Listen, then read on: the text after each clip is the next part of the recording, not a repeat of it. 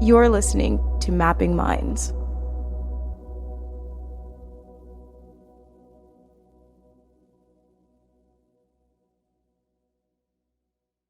A year ago, a friend I've known since middle school died.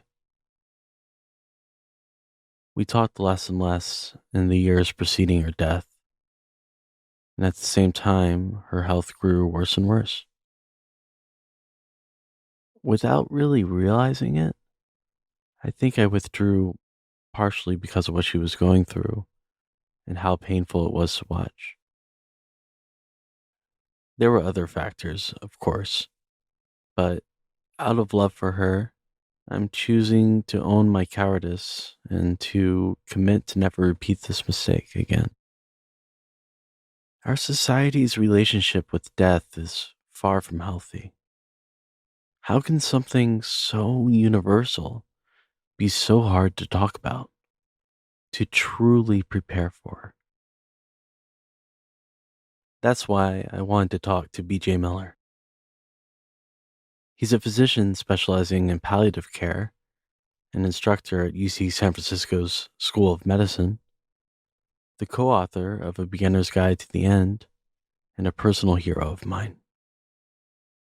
We talk about the painful lessons of loss, the ethics of assisted dying, and the accident that changed his life forever. I hope you enjoy this conversation with BJ Miller. In this show, we talk about a lot of ideas related to the mind, and usually in this kind of philosophical, quasi-academic way.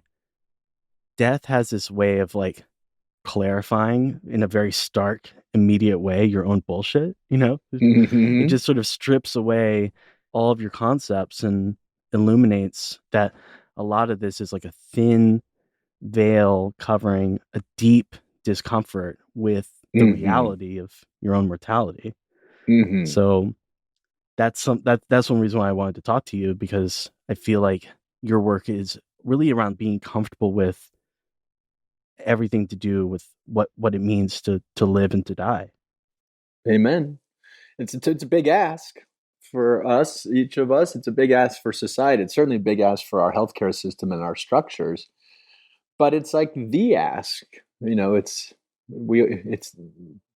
my favorite thing about our mortality is that we all go through it. It is actually a unifying force. It's it's the ground that we all share, and it's a big thing to have in common. And one of the reasons I'm interested in us paying attention to it these days is because we've gotten away from, we're so very aware of how divided we are, of all the things that we don't have in common. And it'd be really nice these days to reground ourselves in some shared bit of reality. And our mortality is a huge piece of that.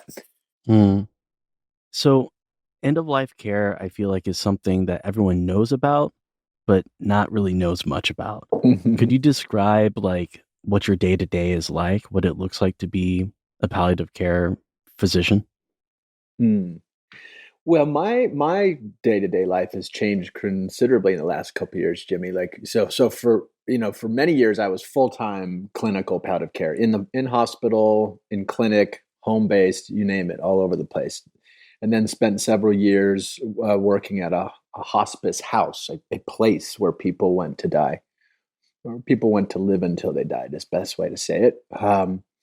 And then now, these last couple of years, much of my work, I've had my clinic at UCSF, but most of my work was really around writing and public speaking and public engagement, trying to get us all, like you say, yeah, okay, we know we die, sure, but most of us don't really bake in that, don't really let ourselves really roll around with that. And there's a problem and a missed opportunity in that. So much of my daily life has been spent trying to get us to pay attention to this big fact over the last couple of years.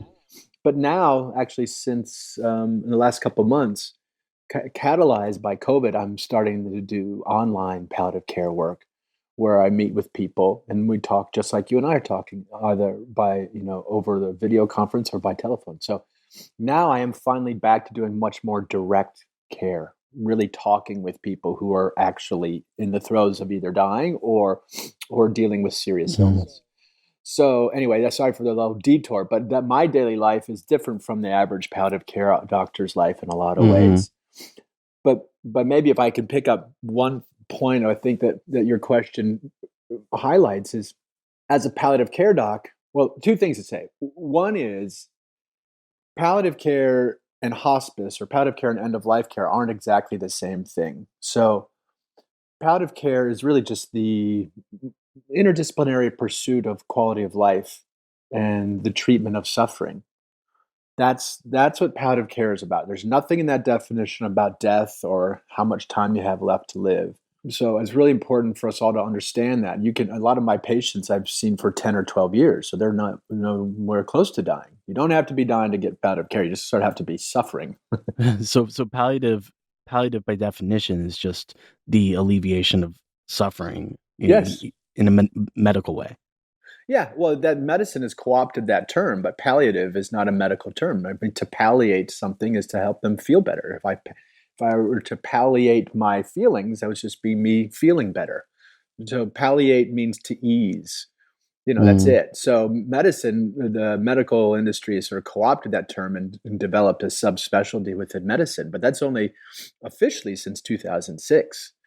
But palliative care is basically the science of feeling as well as you can.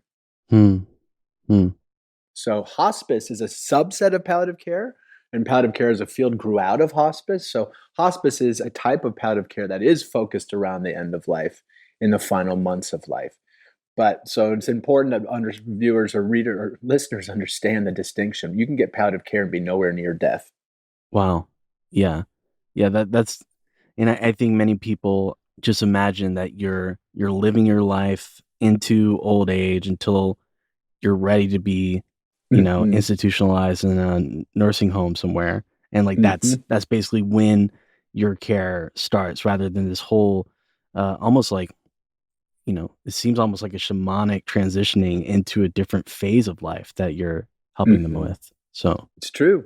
And a big part of this work, no matter how many minutes you have left on the planet, a big part of the shift that you're describing in palliative care work is moving beyond trying to fix something. So palliative care stands out from the rest of medicine. The rest of medicine is always trying to objectify and is always trying to cure or fix something that's broken, whereas palliative care is entirely subjective. Quality of life, suffering, these are subjective things. You, the patient, get to tell me these things, not I as the expert doctor. So my job with palliative care is really to lean into the subjective realm with someone and move around on their terms and see how we can shift and how we can accommodate these things that we can't change in our life, whether it's a diagnosis or trauma or the fact that we die. So really the science or the craft of palliative care is really all about working with things that you can't fix. And that's a big distinction. So, I mean, that to me really does conjure up a lot of spiritual connotations. Exactly. Yes. Do you personally have a spiritual practice, and do you share that with your patients, or? Well, I'm an open book with my patients. I think it's I think the personal and professional get very entwined in this work. It's that can be hazardous, but I think it's also really important. You imagine like a neurosurgeon. I mean, they can devote their lives and their work to operating on people's brains, and most neurosurgeons have never had neurosurgery performed on them. Yeah. Whereas a palliative care doctor or a clinician of every kind, if my job is to help you around suffering, well, I've suffered. It's a very different deal. I suffer too. And so we have this in common. So in this work, it's me sidling up to people side by side with them, accompanying them. And that itself has sort of spiritual connotations. And they're going someplace maybe just a little sooner than I'm going. So we're all in this. It's a very different, you can imagine how that boat's a little different than having an expert work on you who's never had the thing that you're having fixed. So anyway, yeah. And so I guess that was a detour way of saying, I absolutely feel it's imperative that we palliative care clinicians share the fact that we're mortal too, that we suffer too. That's part of the therapy. That's empathy. That's accompaniment. So one way or another, I do find a way to share myself with my patients, sometimes explicitly, sometimes not. But back to the answer to your actual question, I don't know if I have a spiritual practice. I almost sort of feel like it's sort of like everything is spiritual or nothing is. So Yeah. it's more like I try to take a sort of a, and what do I mean by spirituality? I guess a good question. For me, spirituality is belief that we are connected in ways that we can't necessarily see or prove, and that's the Mm. faith. Mhm. I don't even need to. It doesn't even feel like faith because I can feel those connections. They feel empirical to me. But for me, that's what spirituality is about. And so my practice is all the time, every day. Anything I come into contact with is trying to find myself in that thing and that thing in myself. Yeah, in a way, the work you do requires a shift of your own thinking where you're sort of living in a palliative way all the time. Hmm. Do you feel like you ever, I mean, because you're working sometimes with patients and with families Hmm. bearing, you know, bearing unbearable pain. Yeah. And Hmm. do you reach like a saturation point? Like, how do you maintain the same level of presence and interest and attention to their feelings? Like when you've seen thousands of people maybe who've been afflicted with the same moment, like Yeah. how do you maintain the same level of emotional availability this far into it? It's such a good question, Jimmy. It's really hard. That's very much the trick of this. Your frame of reference can get a little out of whack if you're in this realm with people who are in sort of extremes of suffering or in the sort of existential anxieties of their life coming to a close. We can make the argument that that's happening in us and around us all the time. And so on some level, why is this any different? We're just sort of naming it. We're just calling it out. And patients and I are talking explicitly about it. But you know what? You and I might die tonight, blah, blah, blah. That's all true. So part of the answer to your question is to normalize what my patients and families are going through, to see how mundane their their pain is, because it's everywhere, all this pain. If people look at it, people let themselves feel it and see it, etc. So Mm. part of the answer is I deal with it by normalizing it, and that allows me to feel less shaken by it. But that Mm. very normalization has a way, and just the pattern recognition and seeing thousands of people, the risk is, of course, that normalizing becomes, that you become inured to it, that you're no longer really moved by it, that you're not noticing these subtleties because it's just another day, and this is just another person dying, and that can get a little. The scary part is when I find myself not feeling, being not moved. For me, burnout is when I'm burning out, or if I'm touching it, is it's a flatness. It's not that I'm so overwrought and overwhelmed. It's more like I'm just not moved. Mm. Sometimes I've noticed when I was much more clinically active, the stories that a patient would need to tell me to get me emotionally moved they'd have to be so extreme to kind of get my attention on some level, and that was a real problem. So part of, I think, the job is to reset most every day, find a way to get out of that frame of reference and snap back into a place where actually, no, it is moving that someone's dying this minute. It's not just normal. Does that make sense? Yeah, and I think that that's something a lot of people really struggle with who are going through a lot. Say they have a cancer diagnosis and they've seen countless doctors and specialists and nurses, and Hmm. there's a point at which it feels like you're not even visible Yeah. at all, because the people you're dealing with are you're one in several hundred that they're seeing that day. And I heard you in another talk say that some people would just love you because you would like pull up a chair and sit down and talk to them, because even Yeah. that minimal level of humanity has been erased from their day-to-day life. Yeah. It's really true. I mean, there's a lot to criticize in our healthcare system, but there's also a lot to sympathize with in that healthcare system. Like you're saying, if our doctors and nurses are seeing just volumes and reams of pain and suffering, and that it's just there's no contrast. Nothing stands out. You have to like be bleeding out of your neck and like, screaming obscenities to get noticed in a hospital sometimes, so it's really, Hmm.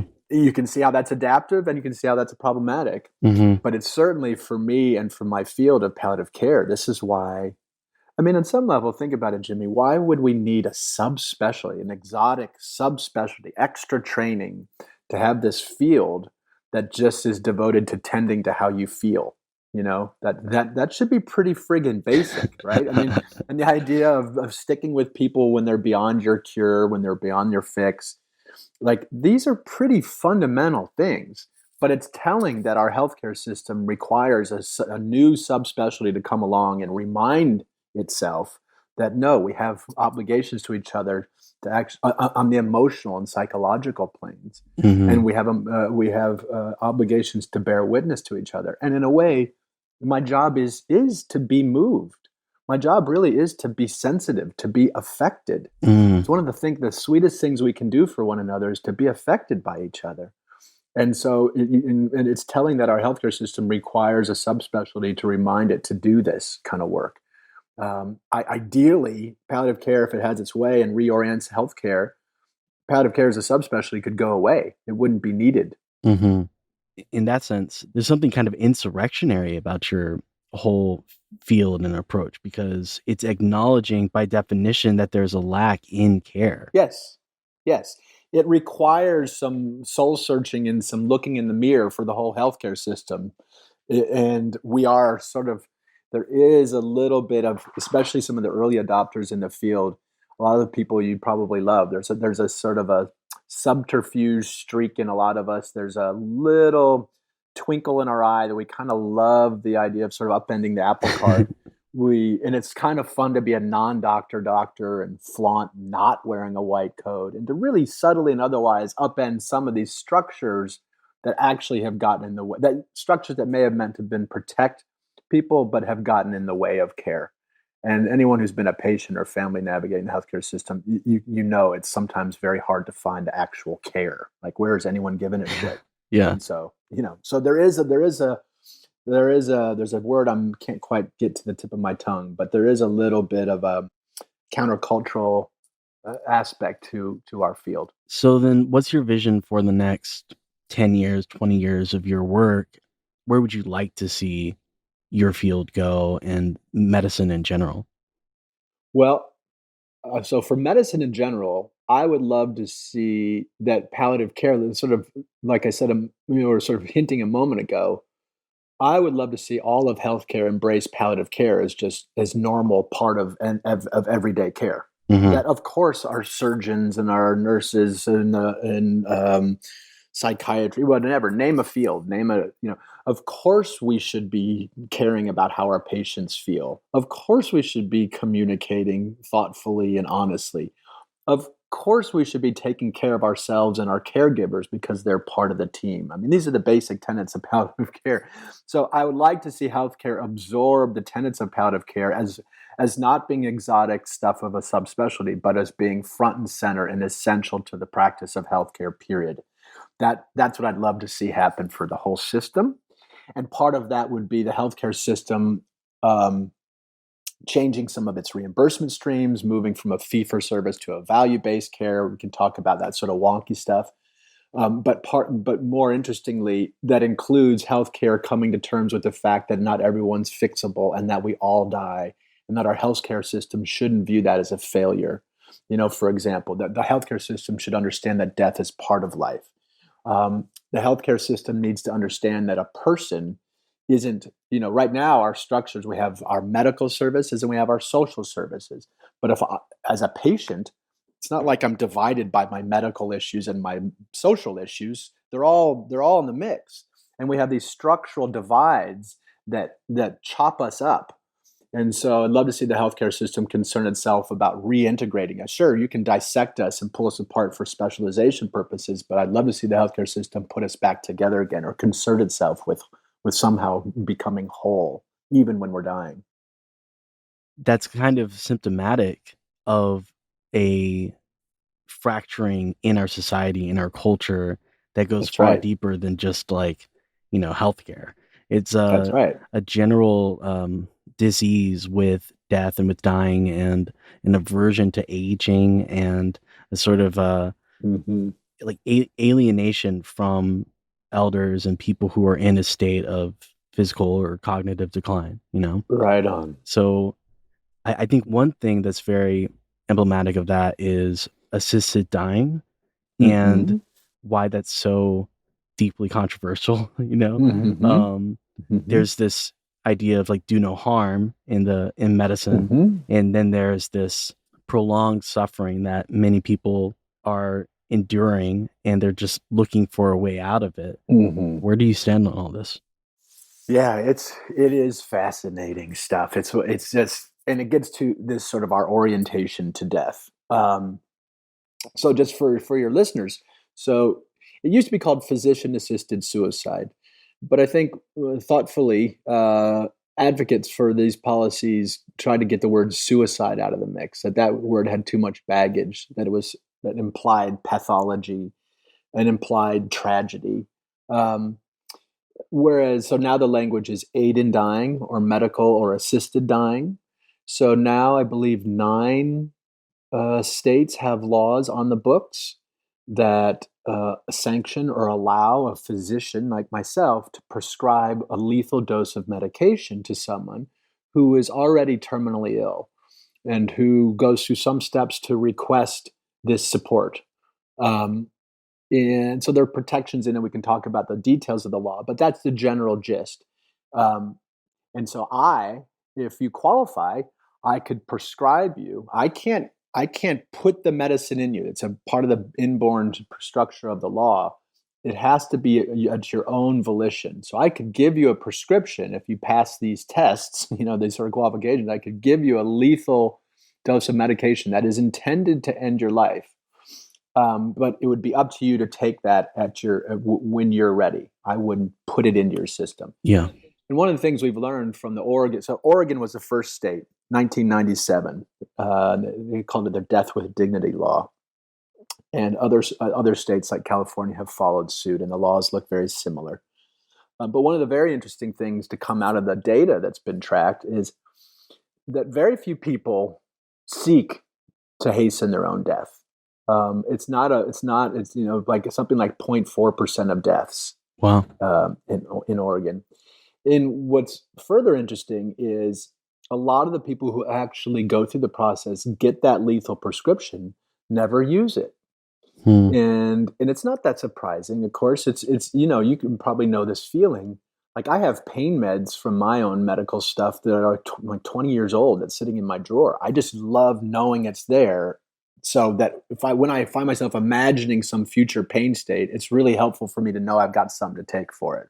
And that's much the same with the lethal medication. Like I know I've got my parachute out of here. If I can't stand it anymore, I've got a way out. And just that alone has its own therapeutic value and obviates the need to take the medicine in the first place. So that's one of the sort of forces you see play out. Anyway, that's a little overview of the law. It's a very controversial law, as you're pointing out. Some of the counterpoints are on the moral and religious planes. There are plenty of people in this world, particularly of the Catholic faith and others, who just see this as that it's never okay for a person, that God and only God decides when we die, and so in some ways it's sacrilegious for us to usurp that. So that's one counterpoint position. But you'll also find people, even in my own field, who are against the law because the feeling is, what? Why would we make it? Why wouldn't we do everything we already know how to do to make life bearable and even beautiful for each other? And once we've done that, and you still want to get off the planet, then maybe we can talk. But from a systems and a legal point of view, until we've really done all the things we already know how to do, like access to palliative care, we know palliative care helps people feel better. We know it helps actually even extend life if that's what people want. There's all sorts of benefits to palliative care that are proven, and yet the field is very, very small.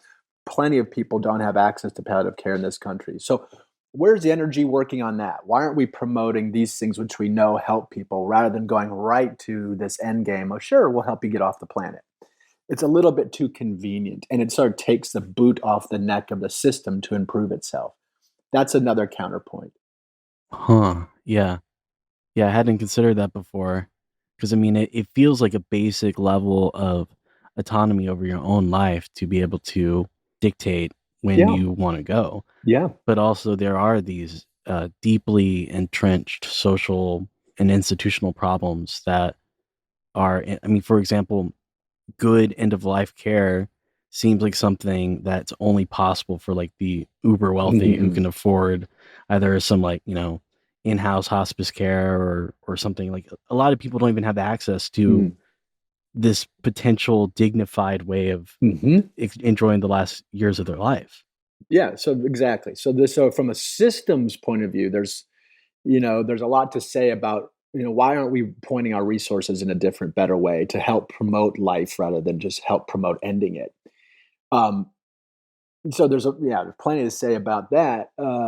And but also just on a personal level, I think on a cultural level, I mean, it does start getting really interesting. I mean, let me just say, I'm in support of these laws.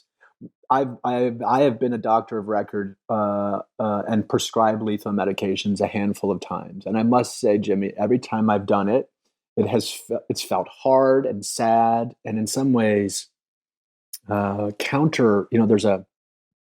It's against the grain, to actually write a prescription for I'm that the medication is intended to end your life. It's a stunning thing, and it's a stunning thing to ask someone to be involved with ending a life. So I have a lot of respect for it, but ultimately I and the patients I've served have been glad I've had that power or Mm. that ability.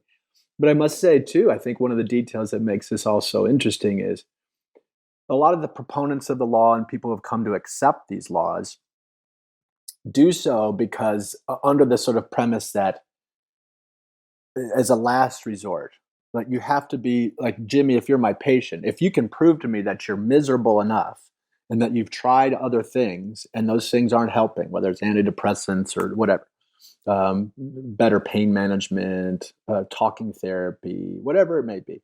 If you can prove to me that you really are miserable and that you've tried these other things, well, then, okay, I'll, as some sort of mercy, I'll help you get off the planet because your life is so bad. The truth is, I mean, okay, that sometimes is the case, and the truth is, we can't treat every kind of suffering. There's suffering that we can't touch. So fine, but if I'm honest with the patients I've worked with who have enacted this have hastened their death, none of them was really suffering in the ways that I just laid out. All of them held the belief that that taking this medicine was not a flight from suffering. It was a sort of a saunter towards meaning. That they took great meaning in exercising their will one last time. And in some cases, it's been with a little twinkle, like "fuck you, death." I got like a little like I got you. I'm a sort of essentially like I'm going to quit before I'm getting fired. Basically. And there's even a sort of a little bit of a joy around that and an ownership, like this is my willpower, it's my life, and I'm going out, and it feels right for me to be the one who says it's done. That, where do you try legislating that? So you'll never see that sort of meaning making in official statutes around hastening death laws. But that's actually what's often playing out. Wow. A flight from suffering or a saunter toward meaning. Yeah. That's it, man. That's it right Yeah. there. What's your opinion of psychedelic assisted therapy as Mm. a palliative treatment? Oh, yeah. God, it's one of the most thrilling things it's probably the sort of, I don't know, if I had to pick a single most thrilling development, at least on the therapeutic side, since my time in this work, it would be the reascent of psychedelics in the therapeutic way.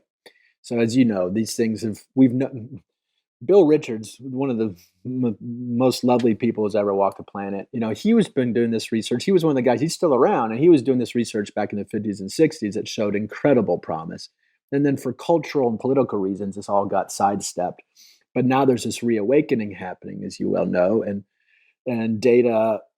the data are stunning coming out of Hopkins, NYU, UCSF, and other places now. These studies of psychedelic assisted therapy for people who are gripped with existential anxiety or fear of death.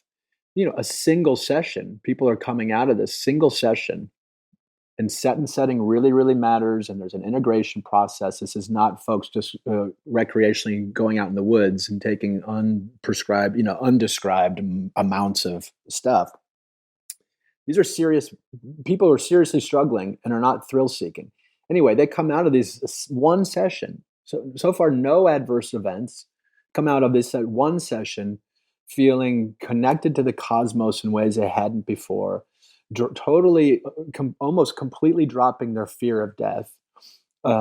Just stunning results that that no other medication has ever gotten us. Like, without psychedelics, if you came to my clinic and you were gripped by a fear of death, well, we'd try to talk ourselves through that. I'd try to kind of reframe your existence so maybe it didn't feel so terrifying. And barring that, though, I'd give you what I'm left with is to give you some Valium and basically throw a wet blanket on your system just to kind of numb you out. Well, screw that. I mean, I don't mean to screw that. I mean, that sometimes that's all we can do, and that's actually helpful. I don't mean to cast aspersions, but how much more helpful is it actually if we could help someone foster or catalyze a moment where they find great meaning, where fear actually, it's not that they extinguish any part of themselves, they open parts of themselves, they gain some capacity so that their view of reality can accommodate this thing called death. I mean, what a beauty. That's my goal. And from a cultural standpoint is that we find a worldview that leaves no one out and leaves no part of ourselves out. The dying part, the aging part, the disabled part, these things we try to keep out of our view. I want a worldview that includes all that stuff so that you're included, I'm included, everyone's included, but more to the point that every piece of myself is included. So I could just go on and on about how exciting it is that we have this potential to actually this new thing in our bag of tricks to work with people. I couldn't be more excited about it. Do you find that other people in your field share that feeling, or is there kind of reservation? No, it's one of those things, man. It's so fun. And it's not just falling it's not like you can pick out the hippie in the room and they're going to be for this. And you got look at for the guy in the seersucker and bow tie and be like, oh, he's going to be against this. No, man. It's wildly crossing so many interesting lines. I have yet to meet anybody who is somehow not, we should be cautious. We need to follow the data. We need to keep studying it. Sure. I mean, of course, these are not harmless substances. We could hurt each other. But no, everyone's for this stuff, man. It's stunning. Wow. Yeah, it's interesting how much of a cultural lag there is between where what the data shows, what the growing consensus is among mental health and medical professionals, and then the rest of society. Yeah. So yeah, and and I think the rate of change and the rate as information spreads differently nowadays. I think there's a feeling that all these kind of roads can line up on the political front, the scientific front, the cultural front, to actually make this a reality in our lifetimes. And that would be really, really wonderful. But I actually want to say one more thing, Jimmy, before you move on. I want to circle back. I want to link two questions that you've asked. For example, so if someone comes to me and wants to hasten their death, and I say, sure, we can do that. Yes, Jimmy, we can work on that together. But shy of actually getting off the planet, would you be interested in a session that might actually help you see the world in such a way that you have no interest in leaving it and also have no fear of leaving it? If I could offer you a psychedelic assisted therapy session, when you've come to me feeling like you're done with life and want to get off the planet, we know this helps, so I should be able to offer you psychedelic assisted therapy before giving you a lethal frigging dose of medication. the proportionality between those two therapeutics is, of course we should be able to try psychedelics before a lethal dose of medication. I mean, that's pretty extreme. So here's a good example of, if we're serious about helping people deal with death, why we've gone straight to helping people kill themselves. And I'm sorry that language is harsh, but I mean this in sort of a theatrical way. It's kind of stunning that we're sidestepping or jumping over things that actually help people in real ways, shy of getting off the planet. Wow. Yeah, and purely for either political or like cultural Yeah. reservations, So Right. yeah. So speaking of psychedelics, Ram Dass is one of my big personal influences. What a beautiful soul that guy. I mean, my goodness. Yeah. I never got to meet the man, but I've met many people who have, and just I've seen his smile. That was enough for me. Yeah, and so it's fascinating. His story is fascinating because he spent from like the mid 60s on talking about death and dying, and he talks about how when he had his stroke, all of his ideas about how he could handle it just went away, and he was immediately humbled. And there is that kind of effect of like you can think about this stuff all day long and intellectualize it and theorize around it. But when you're actually in the grip of suffering and really facing that realization, it's so hard to actually be present for it. Amen. Do you still have that experience of sometimes like the reality of your mortality like crushing in, and like it's a whole like fresh version of the experience? On occasion, I will have these little twinges, and they're often when I'm in the throes of feeling sort of a rapturous sensation, the feeling so happy to be here. It's oftentimes for when I'm having a rapture in Mother Nature. It's easy, at least for death feels part of that rapture. You can see, you're so aware of the cycle of life, whether it's a yellow leaf or something, the sort of the natural form of all this. The life and the death are all right there for you. And they're all of a piece. I get a little bit more shocked by my own clutching around life and sort of the man-made things.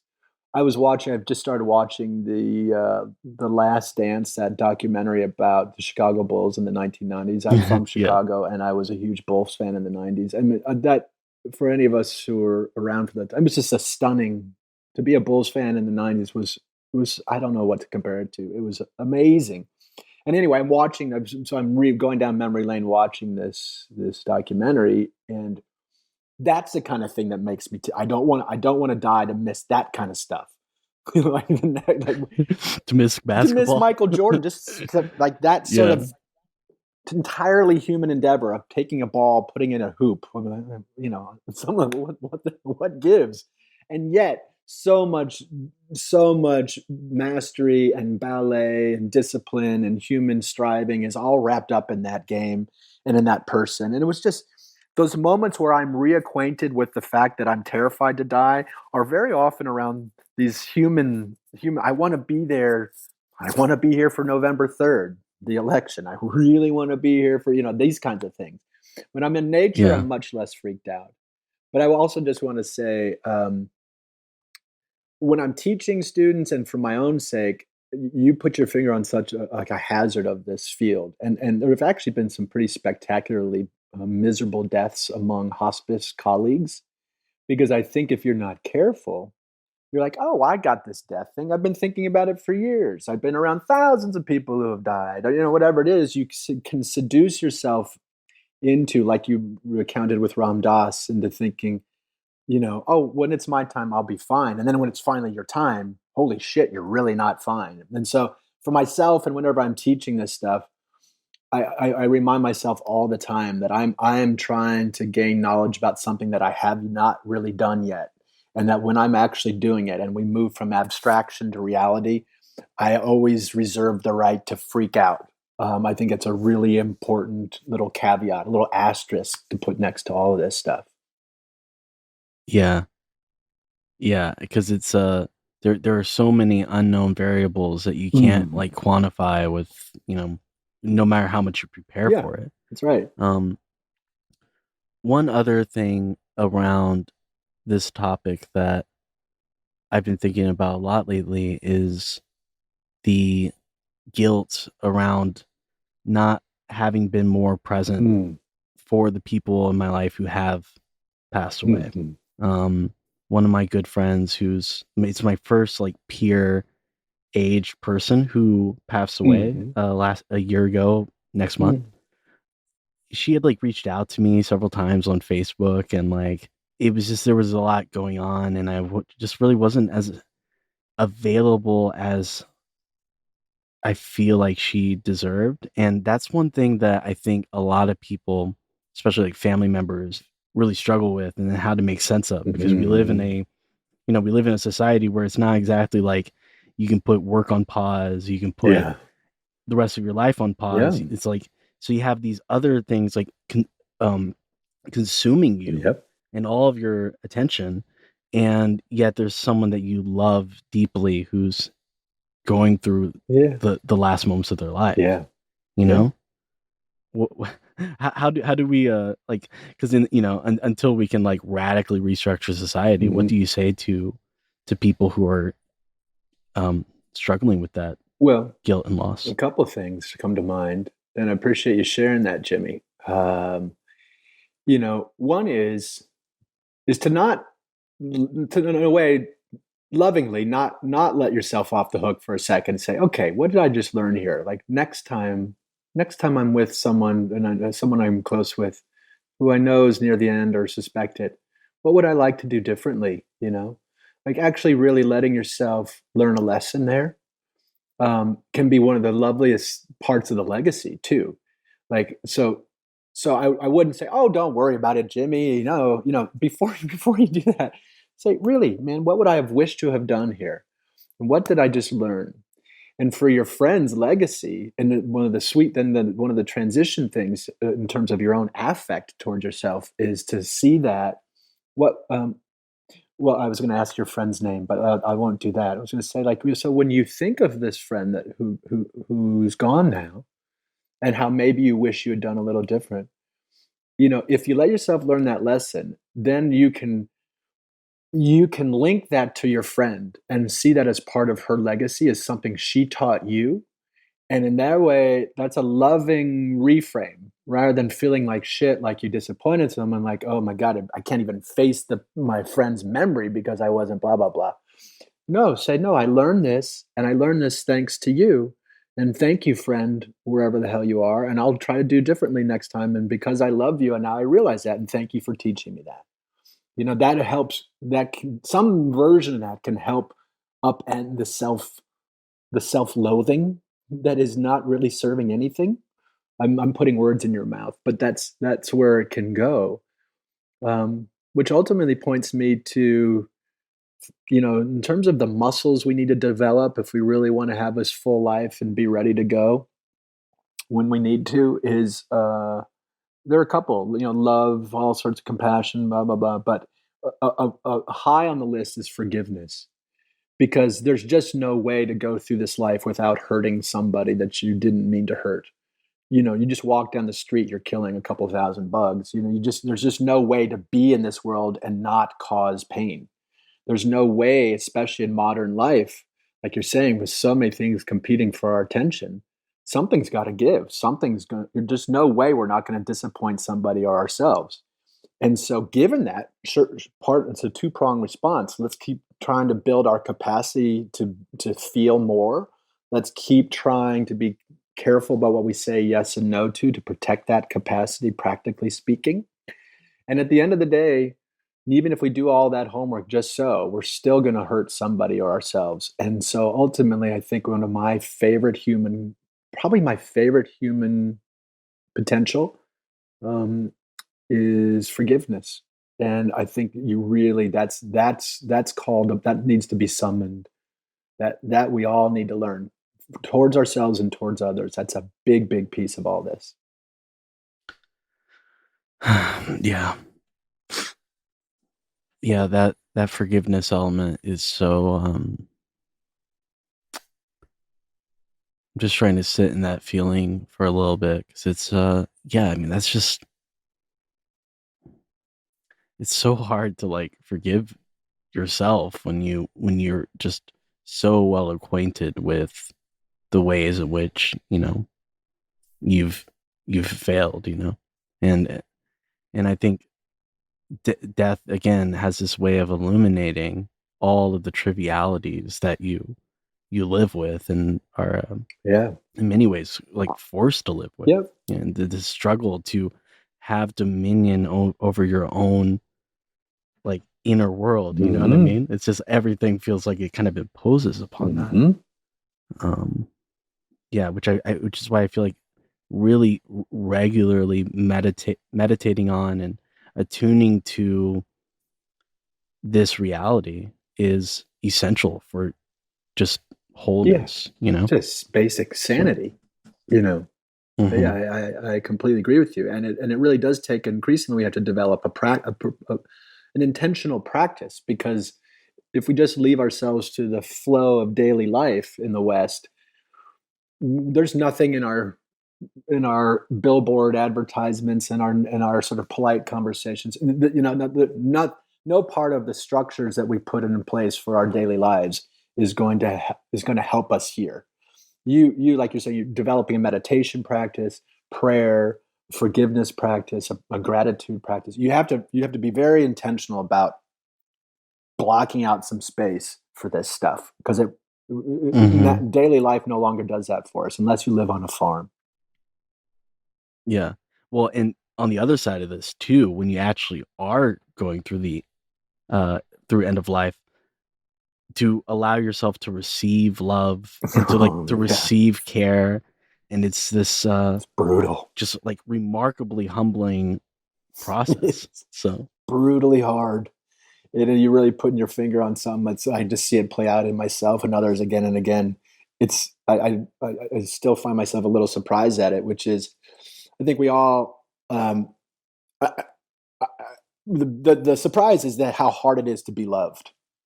I think we'd all say, oh, everyone wants to be loved. And implied is, God, if someone would just love me, I'd just soak it up. I would, like that we're just waiting to be loved and can't wait. Please love me, love me. And the truth is, man, I had love like jabbed into my eyeballs and found a way to block it, to not deserve it, to not let it in, blah, blah, blah. Whatever it is, man, it is really hard to be loved, especially if you're laden down with regrets and you feel like, if you feel unlovable. I mean, I feel relatively unlovable a lot of times, and I've had to be in positions as a disabled person, someone who's gotten sick, to really depend on others, to really let that love in. And it was very helpful when I had no choice. If I had choice, I'd find a way to explain it away or distrust it. I needed to get stripped down to my studs. I had to be really forcibly vulnerable. And there was no other way to explain it away. I had no choice in the matter. And that's when I could finally let it in, is when I couldn't choose otherwise, because I would keep choosing to not let it in, to not deserve it if I were left to my own devices. It's kind of stunning. How I didn't want to bring up that topic because I feel like every interview and talk you've done, you've mentioned this moment in your life. What I'm curious about is how much this actually comes into play in what you do, because it's one of those things that like you walk into a room and it's apparent immediately, like this guy goes through shit.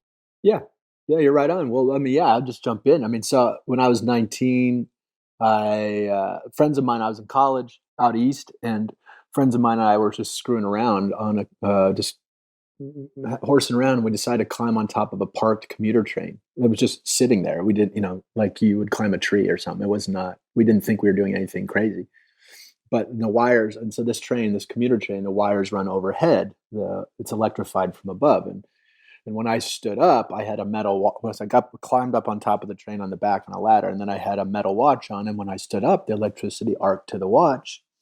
And that was it. 11,000 volts entered my arm and blew out my legs. And so I lost my left arm below the elbow and both legs below the knee. And so, so that was sort of this big, what I call the cosmic spanking, this big force that came along, just had its way with me for a while. Do you feel like you were like that? Were you on a trajectory to do this kind of work before that, or did it just sort of like plop you from one life path to another? Well, a little both, really. So no, I had not on my list of things to do was not to become a doctor. This experience, being a patient, uh, and seeing both the sort of wonder and amazing aspects of the healthcare system, and also its shortcomings. I was intrigued with both, but it was that experience of being a patient that turned me on to pursuing medicine, and I Mm-hmm. felt like it felt like a good way. I knew that these experiences that I had of becoming disabled and reckoning with death and all of that, took me a long time emotionally and psychologically, but I knew it was a vital process for me personally. I learned so much. And one of the things I learned was that we all suffer. That my struggles were just obvious in this way. I mean, like you say, I could walk in a room and you'll know. Yeah, you'll see. You take one look at my body and you can tell I've been through something. But I came to appreciate that in so many ways I felt so much the same as I did before the injuries. That there was really a continuity. So in some ways, it was a left turn in my life, practically speaking. But internally, as a scared, vulnerable, unknowing human being, I felt very much the same before and after the injuries, and that was really Mm-hmm. interesting to me. And that made me realize, like, that we all suffer, we all struggle, and that it's really hazardous to compare our sufferings. I needed to lose 3 limbs so that I could, in a way, it gave me confidence in myself. I was like, before that, I was just a privileged suburban white guy in an Ivy League school, and I didn't feel I had any right to complain about anything. And yet I still found life very challenging. Mm. And I still struggled. I still found myself depressed, still found to wonder if I mattered. And then I had these injuries, and then I went through this more obvious suffering, and that people gave me credit and space for. But then I realized, hey, I why didn't I give myself this credit and space? I was suffering before these amputations in important ways. I was confused and alone in some important ways. Um, you don't need to lose 3 limbs to have this sense of to own your vulnerability, Mm-hmm. to feel the way we need each other and to rely on each other and depend on each other, to really own the fact that you don't know everything. All those lessons are accessible in daily life. You don't need to go through something catastrophic. But by going through something catastrophic, I really, really learned it in a demonstrable way. And going into medicine was a way for me to use that lesson to work from that lesson. It felt Yeah. too powerful for me to. The typical thing with disability is that you overcome it. No, he did. I don't even notice your disability. He totally overcame his disability. It's always a little. It's problematic language. I don't overcome. This is my daily life. Every morning, this is my. It's not like I'm done with this. I live it Mm-hmm. every day. Um, so I knew that I wanted to work with those experiences and make something from them, not just try to hide them away and put that behind me. And that's why I chose medicine, just because I felt like, gosh, if a doctor walked in the room with my body when I was in the bed, that would have been amazing. I would have loved that. What do you say to your students who have all their limbs and Hmm. they're, trying to assume the right to own their vulnerability and the Hmm. credibility that they have Yeah. something to offer in this front? Well, I think and this does come up a lot, and it's a lot like what I was trying to sort of struggle to explain was my job with those young students is to actually evince the struggles in their lives. They don't have to necessarily reveal them to me, but I'll assign them homework of going home and really either meditating on, writing about, discussing where they've really struggled, where they've felt out of sorts with their own life, where they have felt unappreciated or lack of understanding. Um, and of course, everybody has experiences in their lives where they wish they were someone else or where they wish their life were different. And so my job with students is to get them to see those aspects of their lives and to not discount them, but actually to own them. Because the basic gist of suffering, as far as I can tell, is something happens in your life and it opens up this gap inside of you where you wish you had a different world or a different reality than the one you have. And that Mm. basic math is a daily experience for most of us. I wish I had a pizza right now and I don't. I wish I wish I hadn't lost my wallet, but here I am without it. I mean, whatever it is, it can be small or big. It's just a daily, very normal thing. And my version is just very dramatic, but it doesn't need to be dramatic. So I just need to acquaint these students with these little moments in their lives, little or big, doesn't matter, where they're at odds with their own reality. And if they can feel that, embody that, own it, and wear it on their sleeve somehow, then they're good, and they will have a similar affect. Because ultimately, a lot of patients, it's not necessarily that they see my missing body parts. I think it's the way I carry myself and the way I may talk to them, and when I acknowledge their pain in a certain way without trying to explain it away or to fix it or downplay it or Right. ignore it. That's where I think this power really comes across, and any of us can do those things. So that's a little bit of my answer to your question. Yeah, what comes to mind is, I don't know if you know Bukowski's Shoelace No, poem? no. It's basically something like, it's, it's not the big things in life that send you to the madhouse. It's like going to tie your shoe and, like, you're out of time and the Yes, shoelace breaks, and that's the thing that, like, sends you reeling with yes, rage, you know? And yes, everyone has those experiences. yes. I still do. Like I love telling people I have cried more over lost car keys than lost limbs. I mean, I still have tantrums about these little things. It's not like I mastered this perspective because blah, blah. No, I am still. It's going to be the little things that make or break my daily life forever. Mhm. So I'd like to hear a little bit about what you're working on now Mhm. and what it is to be a palliative care physician Mhm. during the pandemic where, maybe you can't meet with people in person the same way. What are Yeah, you working on right now to kind of bridge that gap? yeah. Well, so my business partner Sonia and I have recently started this thing called Metal Health, METTLE health.com. Metal being like your inner strength, finding your metal, your inner reserves. And so Metal Health is very simply online palliative care counseling. So I, like every other clinician in the world, has moved so much of their practice online into the virtual space. And so that's what I'm doing, is and partly as a response to the moment, but I was interested in doing this before COVID anyway. COVID's just kind of kicked it up a notch. So that's the main thrust.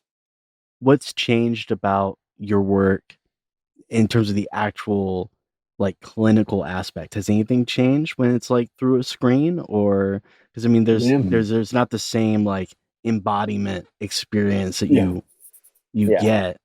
Yep. What's the difference for you? So in so many ways, oftentimes the experience, the sort of the clinical encounter, the therapeutic encounter, often feels just as good. That the quality is just as high, whether it's a telephone or through a video conference. And we were starting to do this before COVID, so I was starting to feel it's not the same experience, but in terms of its value, it often feels as valuable. So maybe we lose something in the aesthetic domain, what it is to be in each other's company and actually feel eyes lock in. You know how you can feel eye contact, and what happens subconsciously around our chemicals, like how do we smell to each other, all sorts of that. We're missing this big aesthetic component of the exchange, and I think it's important to acknowledge that and not confuse this with just being, oh, there's no difference talking to you on a screen, talking to you in person. No, it's the same. No, it's not the same. They may be of equal value, perhaps, but the details are different. So we're missing this big aesthetic component, but on some level, that also allows a little bit more focus. It reminds me of Freud's The Couch, Mm. where you're not looking at the therapist quite on purpose, so that the patient can kind of go inward, not distracted by the therapist's facial expressions. Do they look bored? Are they interested? Whatever else, like there's something to a little bit of remove that can allow a useful therapeutic distance, a little buffer for the patient. They may feel less exposed. So there's trade-offs that way. Obviously, there are trade-offs in terms of convenience that, especially with a seriously ill person, that the work of simply just getting themselves to the clinic can be immense. Yeah. So the convenience is a light word, but there's some real value. So I would see these exchanges as um, largely of equal value. They're different though, like we're saying, but the trade-offs generally seem to be worth it. And another big trade-off, especially with palliative care, as we mentioned earlier, is a relatively underdeveloped field. We don't have nearly enough palliative care programs to meet current demands. So with something like online work, like we're doing with mental health, I've got clients in the Midwest, I've got clients in the East, got clients in the so we're unburdened by some of the difficulties of geography, and so Hmm. that's wonderful. But again, I Yeah. think my takeaway is it's a series of trade-offs, and that are generally worth it, but that's not the same thing as being in someone's Mm. presence. Well, I want to be respectful of your time here. I just want to ask one more question, which is, what are some of your goals for yourself in your own life? Maybe as it pertains to this work, but like Hmm. I'm curious about like the integration of all this insight and experience. Yeah. How do you see that playing out in your own life as you continue to, Mm. age and Hmm. yeah. Well, for me, so professionally, like we talked a little bit about, I'd love to see happen in healthcare. I'd love to see palliative care continue to advance and grow as a field and as a discipline. I'd love to see the field grow in terms of its content too. I mean, if the subject matter is suffering and quality of life, I mean, those are huge. That's huge subject matter. Death, suffering. This is so. And palliative care is relatively enlightened in the healthcare world in that it has a doctor, a nurse, social worker, chaplain, volunteer, even art therapist. So a lot of other disciplines are welcome into this work by virtue of the subject matter. But there's still philosophical overlays, religion, culture. You can imagine the cultural overlay is huge. How any one family approaches or thinks about death is, of course, going to be infused with their culture of origin or the culture they ascribe to. Those layers are so fascinating. The anthropology, the sociology of all this, the linguists, the issues of language. How certain words connote different feelings, how just experience around death, how we talk about he lost his battle with cancer, whatever else. Just shifting language, like that language drives me bonkers. Like you have to die and that's sad and difficult. And now on top of you have to be a loser. Like it's crazy the cues we send each other with our language. So Yeah. those kinds of details, I hope that my field will grow to embrace non-clinical aspects of this big work and that palliative care is as much of a purchase inside of the healthcare system and inside of medicine as it does outside. That we should all be able to own this sort of mission of palliative care. I'd love to see all that happen. Okay, great.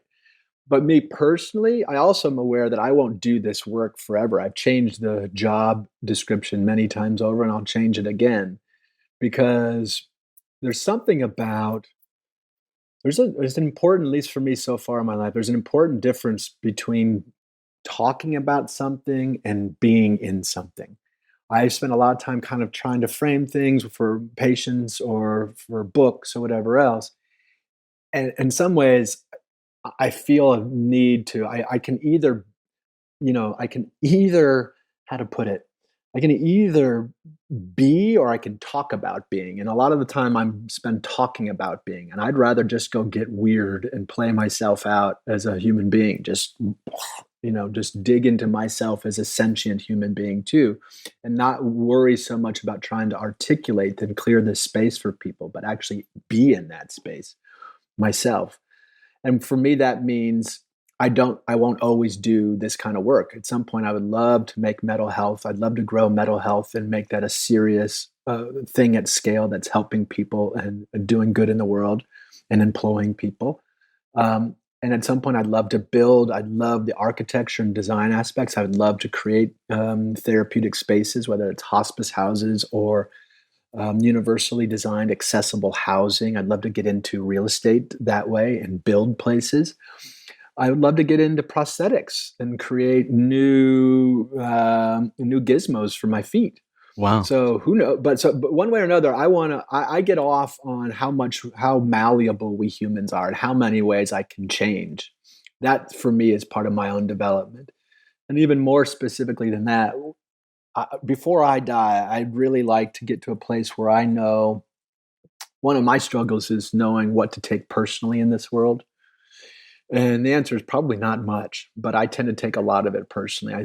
So I'd like to get to a place where I can actually feel loved and really let it in, like we were talking about earlier. I have some stuff to learn there, that I can learn to trust in ways I haven't been able to. And yeah, and that yeah. So for me, those are big things. Those are sort of my developmental. That's where my developmental intrapersonal work is. So that's my panoply answer to your question. Yeah. No, I appreciate that vulnerability. I think it's important. It's even more important for people who do your work to be whole people than like to have Mhm. other interests and other needs that are being explored and cultivated. Mhm. So where can people find out more about you? How would you like to Well, be so reached? thanks, Jimmy. So metalhealth.com, METTLE health.com that's the new baby. We really, that's our full-time gig. That's what I really want to grow now. So come join us at metalhealth.com, reach out that way.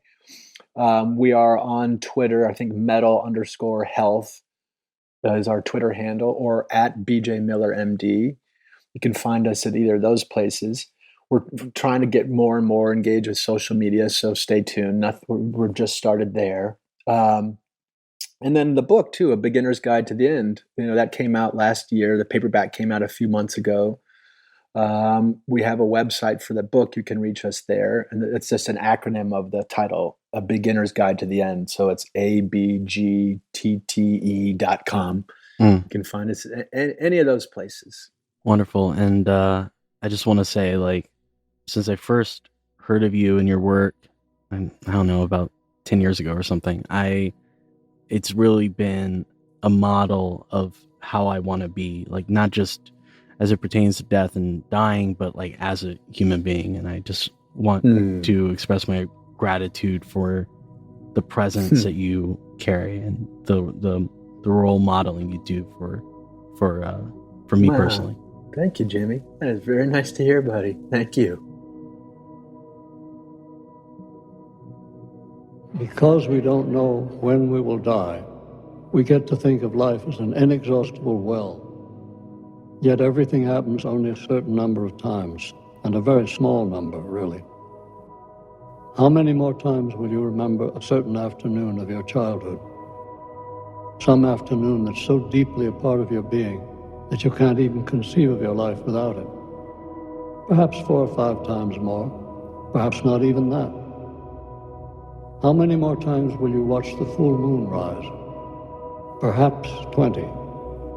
And yet it all seems limitless. It all seems limitless. It all seems limitless. It all seems limitless. It all seems